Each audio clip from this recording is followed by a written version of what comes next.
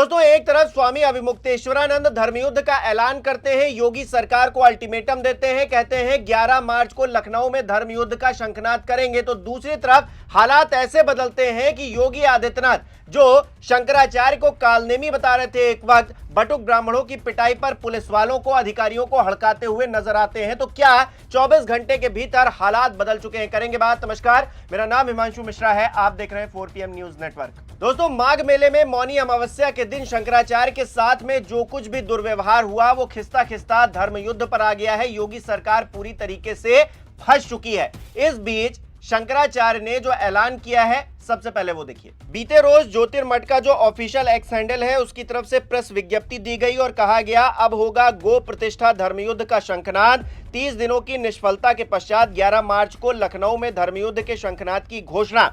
और इस घोषणा की प्रतिक्रिया में 24 घंटे के भीतर दूसरी खबर देखिए।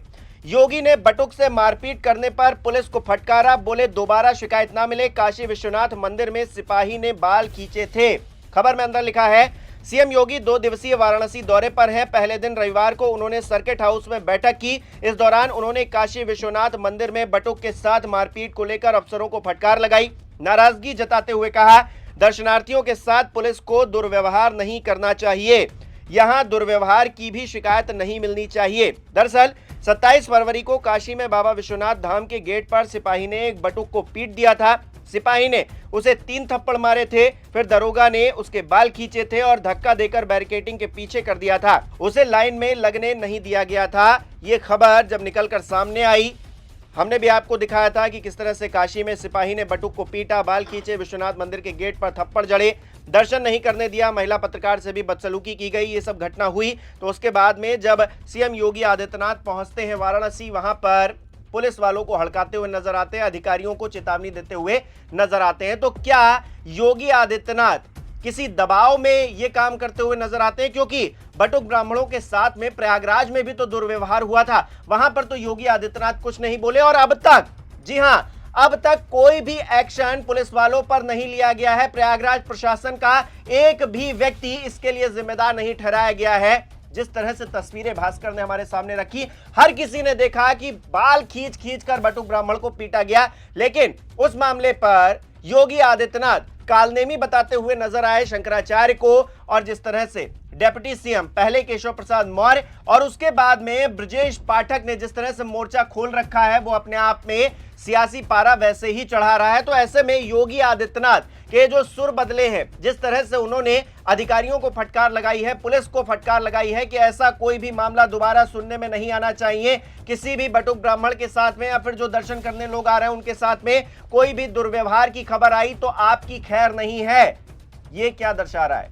जिस तरह से धर्मयुद्ध का एक तरफ ऐलान कर दिया गया है, 11 मार्च को लखनऊ कूच करने का ऐलान कर दिया गया है, ऐसे में क्या योगी सरकार की चूल्हे हिल गई हैं? क्या कुर्सी हिलने लगी है? जिस तरह से लखनऊ और दिल्ली के बीच में घमासान चल रहा है, योगी आदित्यनाथ पहले से ही फंसे हुए थे। दोनों डिप्टी सीएम जिस तरह से शंकराचार्य के मामले को लेकर योगी आदित्यनाथ के खिलाफ हो गए, अब देखने को हो गए या फिर सही सीधे तौर पर हो गए, अंदर खाने भी ऐसी ही बात है, तो ये पता नहीं। लेकिन देखने में तो यही आ रहा है कि दोनों डिप्टी सीएम है, उनकी राय जो है सीएम योगी आदित्यनाथ से मेल नहीं खाती है। तमाम और भी भारतीय जनता पार्टी के नेता हैं जो योगी आदित्यनाथ को पत्र लिख चुके हैं इस बाबत। तो ऐसे में समझना ये होगा कि ये जो पूरा शंकराचार्य का मामला है, ये योगी आदित्यनाथ की लुटिया कहीं डुबो तो नहीं देने वाला है। और क्या धर्मयुद्ध के ऐलान से योगी डर गए हैं, जिस वजह से बटुक ब्राह्मणों के पक्ष में अब इस तरह से पुलिस वालों को हड़का रहे हैं? हर कोई सवाल पूछ रहा है।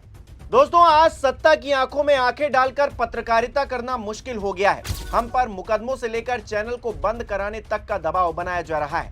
मुश्किल दौर है, लेकिन हम हार नहीं मानेंगे। इसीलिए 4 PM को ज्यादा से ज्यादा ज्वाइन करें और स्वतंत्र पत्रकारिता को जिंदा रखने के लिए जितना हो सके हमारा आर्थिक सहयोग करें। उम्मीद है कि आपके सपोर्ट से ये जंग हम जीत कर रहेंगे। दूसरी तरफ एक और बात है दोस्तों, जिस पर गौर करने की जरूरत है।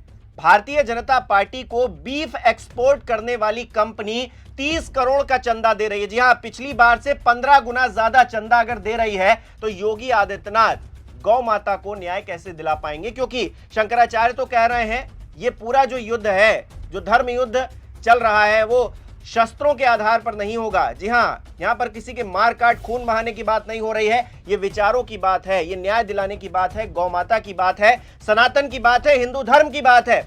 वहां पर योगी आदित्यनाथ कैसे गाय को न्याय दिलवा पाएंगे? गौ माता के साथ उनकी तमाम फोटो हैं, बड़ा दुलार प्यार करते हुए नजर आते हैं। सबको लगता है कि गौ माता के पक्ष में योगी आदित्यनाथ भी खड़े हैं, लेकिन जब उन्हीं के पार्टी के विधायक, जी हां, लोनी से विधायक नंद किशोर गुर्जर ये कहते हैं कि गाजियाबाद में 50,000 गाय डेली कटती हैं, तब योगी आदित्यनाथ कुछ क्यों नहीं कर पाते हैं, कोई एक्शन क्यों नहीं ले पाते हैं?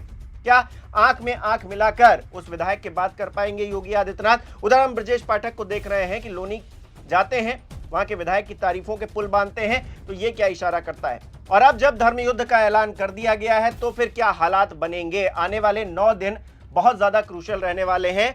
24 घंटे के भीतर ही हमें संकेत तो मिलने लगे हैं। जिस तरह से योगी आदित्यनाथ अभी तक खामोशी ओढ़े बैठे थे, कालनेमी बताकर उन्होंने सारे मामले को जिस तरह से तूल दिया, अब वो बटुक ब्राह्मणों के जरिए ही कम से कम पुलिस वालों को हड़काते हुए नजर आते हैं। ऐसे में क्या अगले 9 दिन में प्रयागराज प्रशासन पर भी कोई एक्शन होने वाला है? यह भी अपने आप में बहुत बड़ी बात है, क्योंकि जिस तरह से लखनऊ में कार्यक्रम हुआ, जिस तरह से ब्राह्मण, यूजीसी और तमाम और मुद्दों पर योगी आदित्यनाथ घिर चुके हैं, उसमें यह धर्म युद्ध बहुत बड़ी भूमिका निभाने जा रहा है। और चुनाव जैसे जैसे नजदीक आएंगे, वैसे वैसे अगर मामला संभला नहीं तो योगी आदित्यनाथ की कुर्सी और भी ज्यादा खतरे में पड़ती जाएगी। आपको क्या लगता है? आपकी क्या राय है? कमेंट बॉक्स में जरूर बताइएगा। इस वीडियो को लाइक करना, शेयर करना मत भूलिएगा। हमारे चैनल को सब्सक्राइब नहीं किया तो वो भी जरूर कीजिएगा। आप हमें सहयोग भी कर सकते हैं ज्वाइन बटन पर क्लिक करके। बहुत बहुत धन्यवाद। भावना को जिन्होंने आपको अपना मतदान करके सत्ता में बैठाया है, उपेक्षा नहीं कर सकते। लेकिन 30 दिन में कुछ भी नहीं दिखाई दी। पहले 10 दिन और दूसरे 10 दिन में तो कुछ थोड़ा बहुत जो हुआ था वो कह पाए थे हम, लेकिन इन 10 दिनों में ऐसा कुछ भी सरकार के द्वारा, उनके व्यक्तिगत के द्वारा होता नहीं दिखाई दिया। इसीलिए अब ये सुनिश्चित हो गया कि हमको धर्म युद्ध आरंभ करना ही होगा। कौन गाय के पक्ष में है और कौन गाय के विपक्ष में है, लाइन खींच करके बिल्कुल साफ साफ ये देखना ही होगा। और इसीलिए आवश्यक हो गया कि 40 दिन बीतने के बाद 41वें दिन हम गौ माता की प्रतिष्ठा के लिए आरंभ होने वाले धर्म युद्ध का शंखनाद लखनऊ में जाकर के कर दें।